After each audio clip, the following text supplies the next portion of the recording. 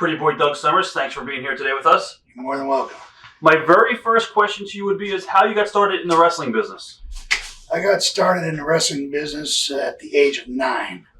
I went to my father took me to my first match in Minneapolis, and I watched the show. I really liked it, and then I realized that the ring had to be set up every Saturday, and I went down there one morning on Saturday, and I waited for 3 hours for the guy to show up with the ring truck.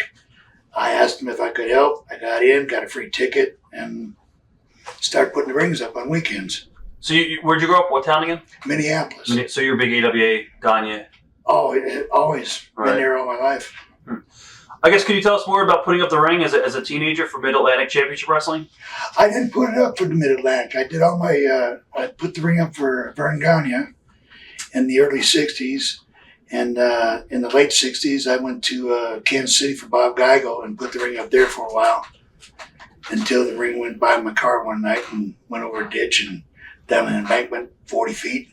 They didn't get over too good, but I had fun. So you pretty much knew you wanted to get into the business from the early get-go. Oh, yeah. From the first time I saw wrestling, I said, that's it. That's all I focused on.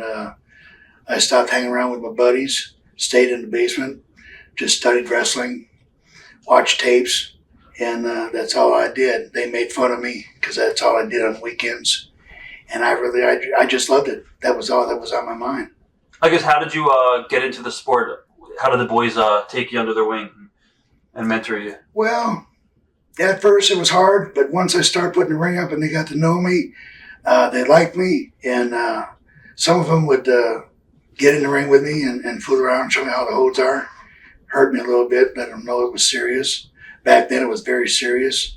I had a smile on my face one day and it got slapped off real quick. And I understood, don't smile. Right. So it was vicious back then, and the guys that were around back then was Race and Hennig, and the Vachon brothers, the Kamelkoff brothers, Pampero Firpo.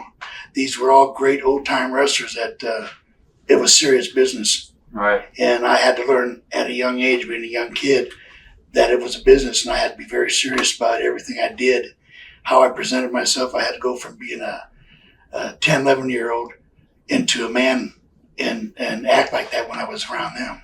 So I never acted like a kid. I was going to ask you, did any of the guys give you an extra hard time since you were so young? No, I really got along good with them because, believe it or not, putting up a ring is very important because if the ring's put up wrong, they get hurt, you're going to get hurt. They're going to come back and they're going to say, who put the ring up?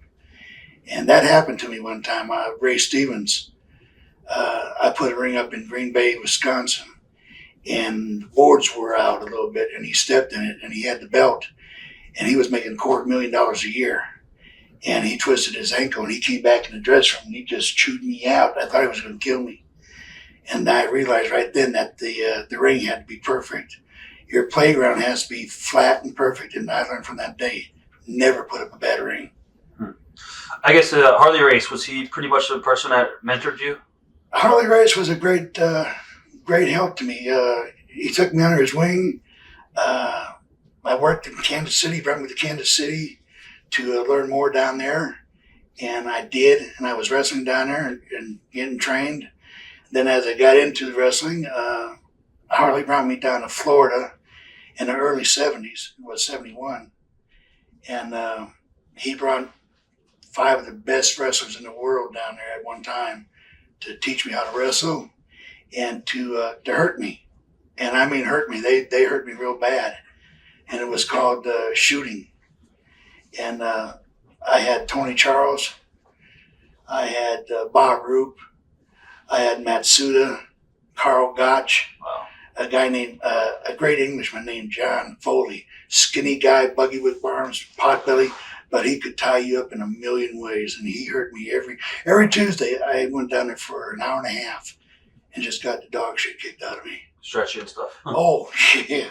Yeah, they did. But it was a great lesson because Race brought me down there to learn. So when we went to a bar or went out, and if somebody made a smart comment about wrestling, if you didn't address the problem, they would. And then the next day I would have to be back in a pit, and they would just tear me a new asshole. And Wow. they did. Huh. So I learned wrestling was respect. The word meant everything. And if you didn't stand up for it, you would have a bad day. Back then, it was pure business. I mean, when the marquee said wrestling, that's exactly what they wanted to see, and that's what they got. And Race brought me down there for that one reason, for a year, to be trained by the best, and I did. What are your memories of Eddie Graham since you worked in Florida? Eddie Graham was good. Eddie was a vicious man. He at the pit, that it was called the pit, on Tuesdays, professional football players and bodybuilders and that would come down there and sign a release form, and they would be cocky and arrogant, and Eddie would stand in the corner with his arms like this, and if he didn't like the guy, he blinked an eye or drop an arm. If he blinked the eye, broke an arm. If he dropped his arm, the leg would be going out, and they couldn't do anything because they signed a release, and those boys were crawling to get out of there, and they could never get out of the ring. They just kept them in there and just beat them to dog. Wow. But I was going through it, so I had no compassion for them at all. You want to open your mouth back then, you got hurt real bad. Wow. I guess, how big was kayfabe back then in the 70s? It was that way all the way into the late 80s.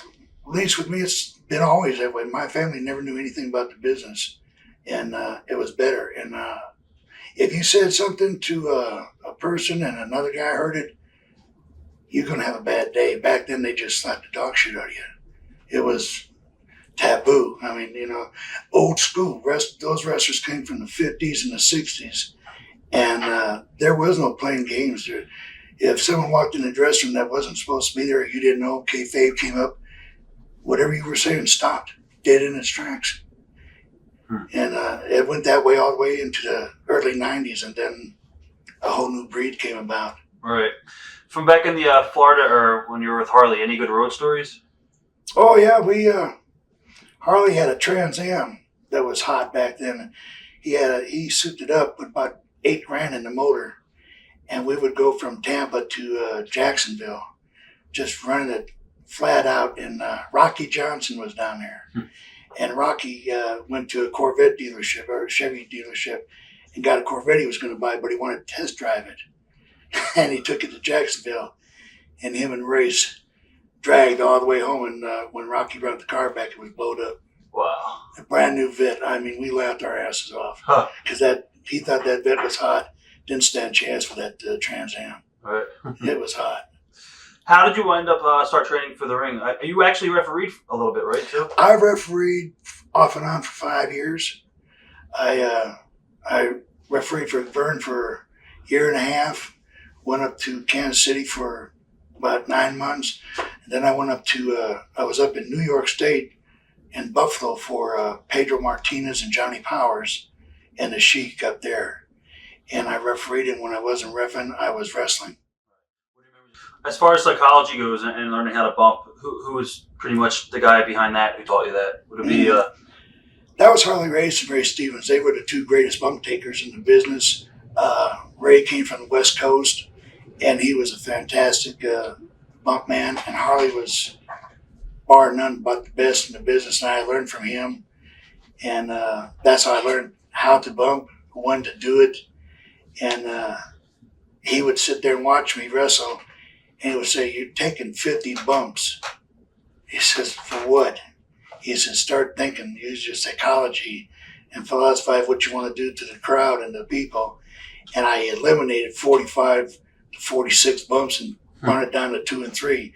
And I found out 2 and 3 was done the right time, right place, meant more than taking 50. And I learned a lot that way.